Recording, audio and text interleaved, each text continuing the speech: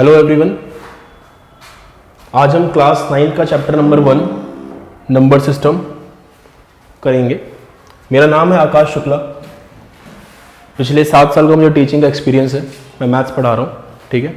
और मैं आपको आज ये चैप्टर कराऊंगा। कई बच्चे इस चैप्टर से थोड़ा डरते हैं, कुछ क्वेश्चंस उन्हें टफ लगते हैं, कुछ क्वेश्चन हमारे काफ़ी इंपॉर्टेंट हैं एग्जाम पॉइंट ऑफ व्यू से। वो सब हम डिस्कस करने वाले हैं इस सेशन में, ठीक है। आज की जो क्लास है वो एक इंट्रोडक्टरी वीडियो है। 2 मेन कंसेप्ट हम जरूर कवर करेंगे इसके अंदर, और डेफिनेटली आपको वो एग्जाम पॉइंट ऑफ व्यू से बहुत हेल्प करने वाले हैं। तो इस पूरे सफर में बने रहना हमारे साथ, और इस चैप्टर को बहुत आसानी से कवर करने वाले हैं, ठीक है। तो स्टार्ट करते हैं। पहले कुछ basic concepts.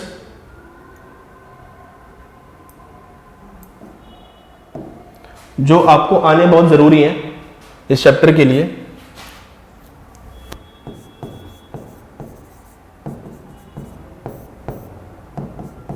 What are real numbers? Real numbers क्या होते हैं? जितने भी नंबर आपने आज तक पढ़े हैं, all the numbers that exist, या आपने पढ़े हैं या होते हैं, जितने भी नंबर आपने पढ़े हैं आज तक, वो सारे के सारे किस में आते हैं? रियल नंबर के अंदर आते हैं, ठीक है। अब ये रियल नंबर कितने तरह के होते हैं सर? ये रियल नंबर हमारे 2 तरह के होते हैं। ये आपने डेफिनेटली सुना होगा, रैशनल नंबर और दूसरा इररेशनल नंबर, ठीक है। तो अब ये रैशनल नंबर क्या होता है? रैशनल नंबर की सबसे बेसिक डेफिनेशन जो हम बहुत टाइम से पढ़ते आ रहे हैं वो ये है कि ये P/Q की फॉर्म में होते हैं। किस फॉर्म में होते हैं? P/Q की फॉर्म में होते हैं। और एक कंडीशन होती है, वो कंडीशन ये है कि हमारा denominator can not be equal to 0। अब इस कंडीशन का मतलब क्या है वो समझ लो। हमने ये तो नहीं बोला कि न्यूमरेटर 0 नहीं हो सकता, हमने ये नहीं बोला कि P is not equal to 0, हमने बोला Q is not equal to 0। क्यों नहीं हो सकता ये 0, उसकी बात करते हैं। किसी भी नंबर में, ये थोड़ा सा कम विजिबल है, कलर चेंज करते हैं, जरा ब्लैक लेते हैं। किसी भी नंबर में जो हमारा डिनोमिनेटर होता है, for example if I am writing 4/3, अब इस 4/3 का मतलब क्या है?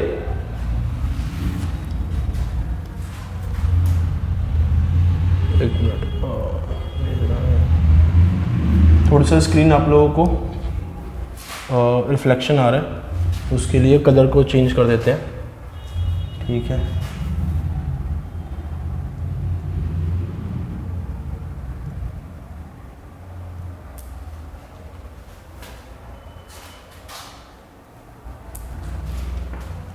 आई थिंक अभी थोड़ा सा बेटर आ रहा होगा, राइट? ठीक है। तो एक बार दोबारा से सारी चीज़ें हम लिख लेते हैं जो अभी करी थी।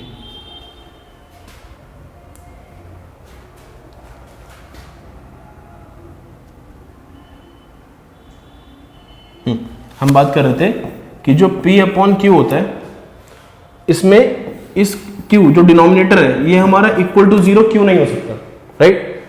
तो मैंने बोला अगर हम 4/3 लिख रहे हैं, इस 4/3 का मीनिंग क्या है? इसका मतलब ये है कि मेरे पास कोई 4 चीजें हैं जो मुझे डिवाइड करनी है किन्हीं 3 लोगों में, ठीक। एक और बेटर एग्जांपल, मेरे पास एक एप्पल है, ठीक है। ये एप्पल हमारे पास, इस एप्पल को मुझे 2 लोगों में देना है। अगर मैं आपसे नॉर्मली पूछूं कि एक एप्पल है, 2 लोगों को देना है, कितना मिलेगा? आप बोलोगे सर हाफ मिलेगा। अब ये हाफ आया कहां से? एप्पल कितना है? 1, लोग कितने हैं? 2। तो एक चीज को 2 लोगों में डिवाइड किया तो हाफ हुआ। बहुत सिंपल चीज है, 9th क्लास में बताने की जरूरत नहीं है, बट जरूरत क्यों है ये समझाने के लिए। अगर मैं डिनोमिनेटर को 0 कर रहा हूं, अगर मैंने 1/0 लिखा, अब यहां पे ये जो 1/0 है, इसका क्या मीनिंग है कि मेरे पास एक चीज तो है, बट मैं उसे डिवाइड कितने लोगों में कर रहा हूं? 0 लोगों में। क्या ये कभी पॉसिबल है? अगर करने भी चले, अगर मैं हाथ में एक एप्पल लेके भी निकला और मुझे 0 लोगों में बांटने हैं, मैं कब तक बांटूंगा? मैं सारी जिंदगी बांटता रह जाऊंगा, राइट? तो इसका कोई लॉजिक नहीं है, इसको हम डिफाइन नहीं कर सकते, इसलिए इसे हम बोलते हैं not defined. In terms of mathematics upon zero term is not defined. तो रैशनल नंबर्स की हम बात नहीं करेंगे, इसलिए Q not equal to zero condition apply किया जाता है। ठीक है, बहुत ज्यादा रेलेवेंस नहीं है इसका इस चैप्टर से, बट अगर आपको नहीं पता तो ये पता होना चाहिए, इसलिए मैंने बता दिया। ओके, तो जो मेन चीज है वो है रैशनल नंबर, जिसकी हम बात कर रहे थे। तो अभी रैशनल नंबर क्या होते हैं, P अपॉन Q के फॉर्म में होते हैं। ठीक है, ये चीज क्लियर है। अब अभी जो सबसे इंपॉर्टेंट क्वेश्चन आता है एग्जाम में, ठीक है, इस चैप्टर से,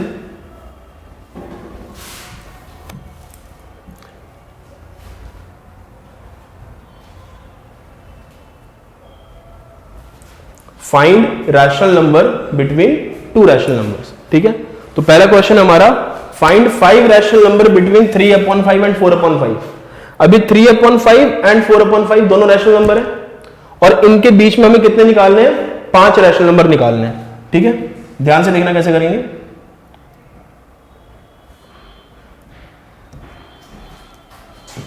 थ्री अपॉन 5 और 4/5 के बीच में हमें 5 रैशनल नंबर लिखने हैं। ठीक है, अभी अगर मैं डायरेक्टली इसके बीच में फाइंड आउट करूं तो 3 के बाद डायरेक्टली 4 आ गया, क्या बीच में कोई नंबर बचा मेरे पास, नहीं बचा, तो डायरेक्टली इसके बीच में रैशनल नंबर लिखना इम्पॉसिबल है। तो अभी हम क्या करें, उसके लिए एक ट्रिक है छोटी सी। आपको जितने रैशनल नंबर निकालने को बोले गए हैं उससे एक बड़ा नंबर चूज करो। कितने बोले हैं, 5, एक बड़ा नंबर कितना हो गया, 6। न्यूमरेटर और डिनोमिनेटर दोनों नंबर में न्यूमरेटर और डिनोमिनेटर को 6 से मल्टीप्लाई करना। ठीक है, नंबर कितना हो जाएगा, 18/30, ये हो जाएगा 24/30, और यहां पे हो गया जादू। इसके बीच में क्या नंबर दिख रहे हैं, 18 के बाद 24, 19, 20, 21, 22, 23, सबके नीचे 30 लगा दो। आपको आपके 5 रैशनल नंबर मिल गए इन दोनों नंबर्स के बीच। अब आप बोलोगे कि सर हमें तो बोला था 3/5 और 4/5 के बीच में निकालो, आपने निकाल दिया 18/30 और 24/30 के बीच में। तो अगर आप ध्यान से देखेंगे ये नंबर अभी भी वही है। 18 को कैंसिल करोगे 3/5 आएगा, 6 से करने पे इसको कैंसिल करोगे 4/5 आएगा। तो मैंने नंबर चेंज नहीं किया है, मैंने नंबर को ट्रांसफॉर्म किया है दूसरे फॉर्म में। और आपने 8th क्लास में पढ़ा हुआ है मल्टीप्लिकेटिव आइडेंटिटी।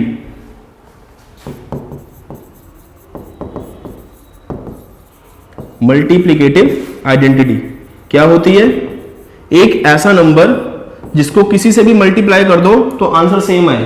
कौन सा नंबर है, 1, और ये 6/6, और ये 6/6 ये एक्चुअली है क्या, 1। तो इससे हम मल्टीप्लाई कर सकते हैं।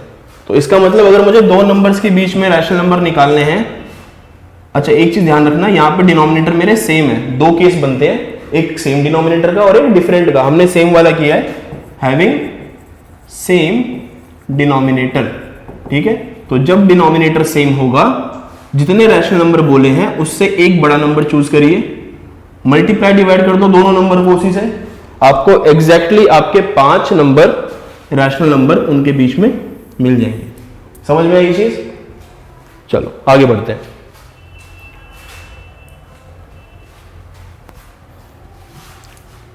क्वेश्चन नंबर 2,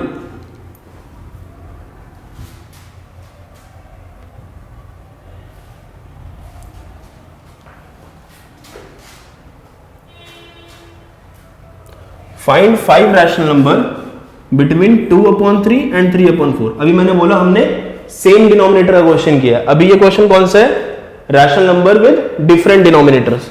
तो if I have to find rational number between 2/3 and 3/4, यहां पे क्या है, जो डिनोमिनेटर्स हैं वो अलग हैं। तो अब इस केस में हमको 6/6 से पहले मल्टीप्लाई नहीं करना है, हमें पहले क्या करना है, पहला काम होगा हमारा डिनोमिनेटर्स को सेम बनाना। मुझे सबसे पहले डिनोमिनेटर को सेम करना पड़ेगा। कैसे करें सर, यहां का जो डिनोमिनेटर है उसको उठा के लाओ यहां पे और उससे मल्टीप्लाई डिवाइड कर दो। और यहां का जो डिनोमिनेटर है उसको उठा के लाओ यहां पे और उससे मल्टीप्लाई और डिवाइड कर दो। क्या फर्क पड़ेगा इससे, चेक करिए। 2 इंटू 4 8, 3 इंटू 4 12, 3 इंटू 3 9, 4 इंटू 3 12। हमारे डिनोमिनेटर सेम हो गए। सर आपने नंबर चेंज कर दिया? नहीं, नंबर चेंज नहीं करा है। चेक कर लो, 8/12 कैंसिल करोगे 2/3 आएगा, 9/12 कैंसिल करोगे 3/4 आएगा। हमने फिर से नंबर को ट्रांसफॉर्म किया है, हमने नंबर को चेंज नहीं किया है। ट्रांसफॉर्म आप कर सकते हो, मैंने फिर से इसको एक तरह से 1 से ही मल्टीप्लाई किया है, बस वो 4/4 और 3/4 की फॉर्म में। ठीक है, तो अगर ज्यादा दिमाग ना चले तो इतना तो ध्यान रखना ही है कि इसके डिनोमिनेटर से यहां पे मल्टीप्लाई डिवाइड, इसके डिनोमिनेटर से यहां पे मल्टीप्लाई डिवाइड, और आपको आपके नंबर में डिनोमिनेटर सेम मिल जाएंगे। After getting the same denominator, same denominator मिलने के बाद आप ये चेक करोगे कि क्या डायरेक्टली इसके बीच में हमें 5 नंबर दिख रहे हैं। नहीं सर, नहीं दिख रहे। किसी क्वेश्चन में दिख भी सकता है, ठीक है, तो आप डायरेक्टली लिख देना, बट यहां पे सेम इशू आ रहा है कि 8 के बाद डायरेक्टली 9 है। तो अब ये क्वेश्चन कैसा बन गया, पिछले क्वेश्चन जैसा। तो बस वही काम करना है, फिर से लिखना है 8/12 और यहां पे आप लिखेंगे 9/12। कितने नंबर निकालने हैं, 5। एक बड़ी वैल्यू से यहां मल्टीप्लाई डिवाइड, एक बड़ी वैल्यू से यहां मल्टीप्लाई डिवाइड। ये वैल्यू बन गई 48/12 से कितना होता है 72। ये बन गया 9 6 54 सेम चीज 72। और आपको फिर से आपके एग्जैक्टली 5 रैशनल नंबर इनके बीच मिलेंगे। 49/72, 50/72, 51/72, 52/72, 53/72। ये आपके 5 रैशनल नंबर हो गए इनके बीच में। क्लियर है, आसान था। तो 2 ही केस बनते हैं, एक डिफरेंट डिनोमिनेटर का जो ये वाला है 2/3 3/4, इसमें पहले आपको डिनोमिनेटर को सेम करना पड़ेगा, और एक सेम डिनोमिनेटर का वो ऑलरेडी कर चुके हैं। ठीक है, ये चीज क्लियर है, ओके।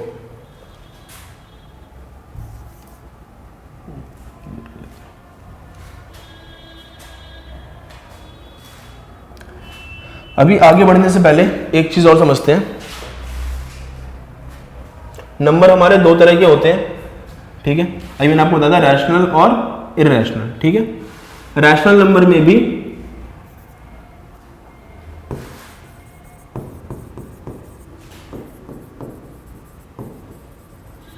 एक तो P/Q बड़ा फॉर्म, उसके अलावा कैसे पहचानेंगे, नंबर आपका टर्मिनेटिंग हो। अगर नंबर आपका टर्मिनेटिंग हो,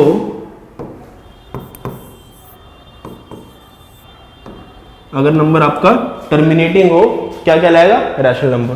सर टर्मिनेटिंग का मतलब क्या है, टर्मिनेटिंग मतलब जो नंबर खत्म होता है।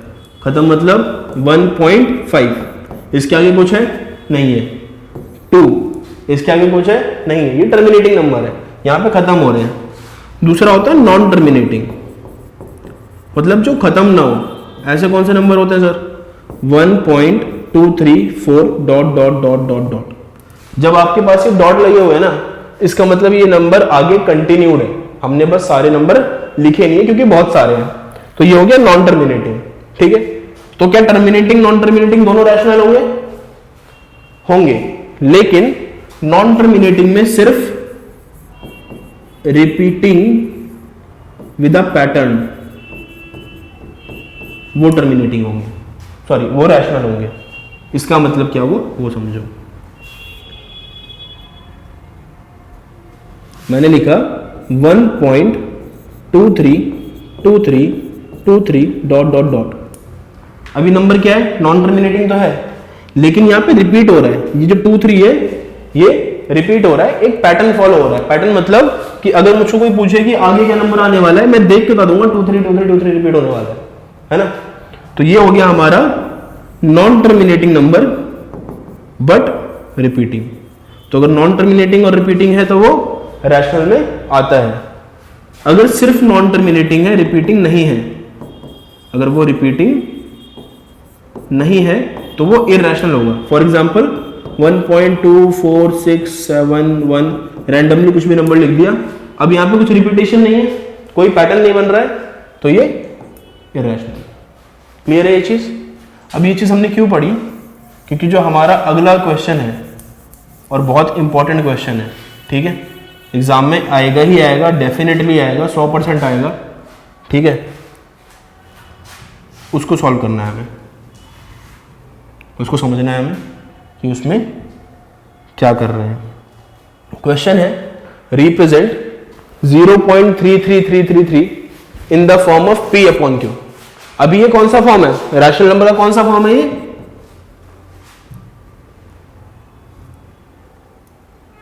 ये रैशनल नंबर का कौन सा फॉर्म है? अभी बताया था मैंने, ये है नॉन टर्मिनेटिंग बट रिपीटिंग वाला फॉर्म। और रैशनल नंबर हमने पढ़ा किस फॉर्म में है? P अपॉन Q की फॉर्म में। तो इसको इस फॉर्म से P अपॉन Q में चेंज करना है, ठीक है। पहले तो बात करते हैं, एक एग्जांपल लेते हैं, जैसे 10 को मुझे 3 से डिवाइड करना है, करो डिवाइड, 3 3 9, सॉरी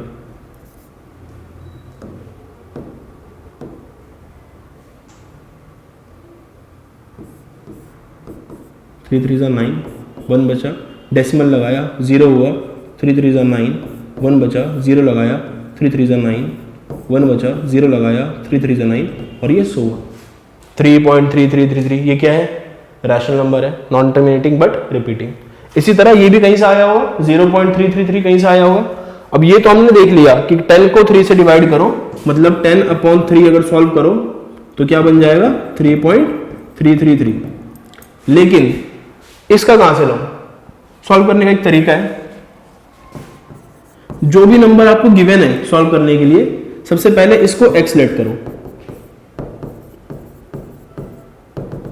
और इस इक्वेशन को इक्वेशन नंबर 1 मान लो, ठीक है। जो नंबर गिवन है उसको x लेट करो, उसको इक्वेशन नंबर 1 मान लो। उसके बाद एक चीज ध्यान रखनी है आपको, अगर हमारा एक टर्म रिपीट हो रही है तो मल्टीप्लाई बाय 10 करना है। अगर टर्म मतलब वैल्यू, अगर 2 रिपीट हो रही हैं तो मल्टीप्लाई बाय 100 करना है। अगर 3 हो रही हैं तो मल्टीप्लाई बाय 1000 करना है, एंड सो ऑन। अब यहां पे कितने रिपीट हो रही हैं? 1। ये 3 रिपीट हो रहा है बार बार, तो हम क्या करेंगे? Multiply both sides by 10। दोनों तरफ 10 से मल्टीप्लाई किया, क्या होगा? 10x is equal to 0.333 dot dot dot, और इधर भी 10 से मल्टीप्लाई कर दिया। अब हमने बचपन में पढ़ा है 1.25 को 10 से मल्टीप्लाई करो तो क्या होता है? डेसिमल 1 आगे शिफ्ट हो जाता है, 12.5 बन जाता है। उसी तरह ये भी 10 से मल्टीप्लाई होगा तो डेसिमल 1 आगे शिफ्ट हो जाएगा, ये 3.333 बन जाएगा। इसको इक्वेशन नंबर 2 मान लो, ठीक है। उसके बाद सब्ट्रैक्ट करना है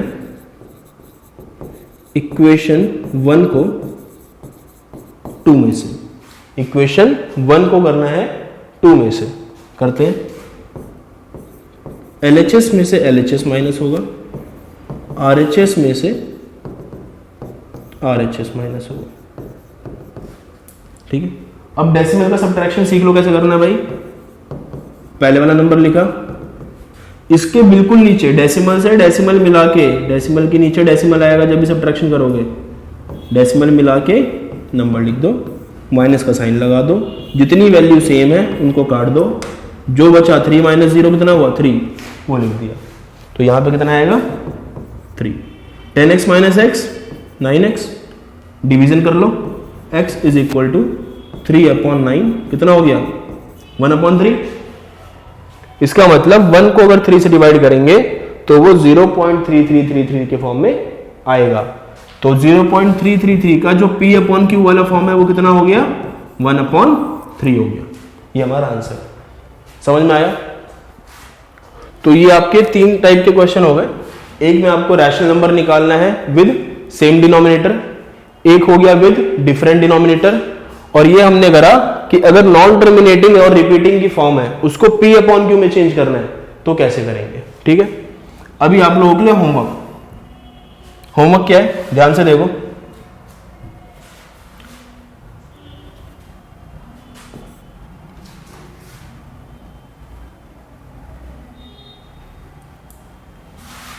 1.27 पे बार, इसको P अपॉन क्यू की फॉर्म में चेंज करेंगे आप लोग, ठीक है। दूसरा 3.333 क्लास में कराया था अभी, वहां से चीटिंग नहीं करनी है, इसको भी P अपॉन क्यू की फॉर्म में चेंज करना है। और एक 1.275 में 75 के ऊपर बार है, इसको भी P अपॉन क्यू की फॉर्म में करना है। इतना होमवर्क कर लो, उसके बाद नेक्स्ट क्लास में हम आगे क्वेश्चंस करेंगे। मुश्किल से 3-4 क्वेश्चन और है और चैप्टर खत्म है, ठीक है। तो आज के लिए इतना आपका होमवर्क है, इसे कंप्लीट करके आना नेक्स्ट क्लास में। नेक्स्ट क्लास में फिर से मिलते हैं, ठीक है। तो अभी हम नेक्स्ट क्लास में मिलेंगे, ठीक है। तब तक के लिए रिवाइज करो, पढ़ो, चैनल को लाइक करो, शेयर करो, सब्सक्राइब करो। फिर से मिलेंगे यहीं पे नेक्स्ट क्लास में, लक्षित बिल्डिंग क्लासेस पे, ठीक है, विद योर नेक्स्ट टॉपिक। चलो, थैंक यू।